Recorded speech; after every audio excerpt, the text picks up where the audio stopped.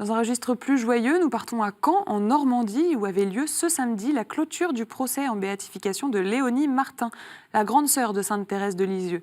La cérémonie avait lieu pendant les vêpres dans la chapelle du monastère de la Visitation. Nous nous sommes rendus sur place. Reportage Zina Desmaz. C'est dans le monastère où elle a vécu pendant 42 ans, à Caen, que la première étape du procès en béatification de Léonie Martin a eu lieu ce samedi. Cette femme, devenue visitandine, grande sœur de Sainte Thérèse de l'Enfant Jésus, fille des bienheureux Louis et Zélie Martin, est longtemps restée dans l'ombre de ces derniers. Mais depuis quelques années, de nombreux fidèles, touchés par son parcours complexe et tortueux, ont demandé l'ouverture de sa cause de béatification, car son itinéraire touche. Elle n'a rien fait d'extraordinaire. Rien.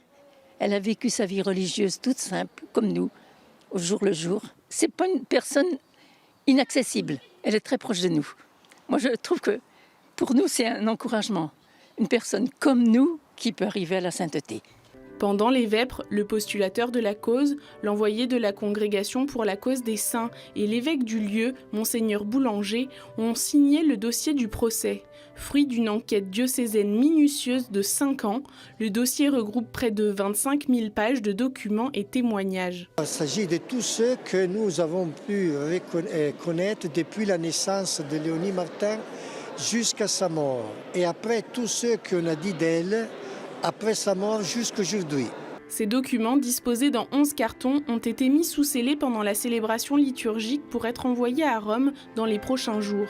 Ils y seront examinés par des experts en vue de reconnaître Léonie Martin servante de Dieu. En attendant, elle inspire déjà de nombreux chrétiens au quotidien. Je sais qu'aujourd'hui, il y a des parents qui confient leurs grands-enfants qui ont une trentaine d'années, qui n'ont pas trouvé leur voie, leur place, eh bien qu'ils les confient à Léonie. Quand j'ai un problème vraiment très compliqué que je n'arrive pas à résoudre tout seul, je pense que prier Léonie m'aide. Rendre la sainteté très proche au quotidien, c'est ça qui m'interpelle chez Léonie.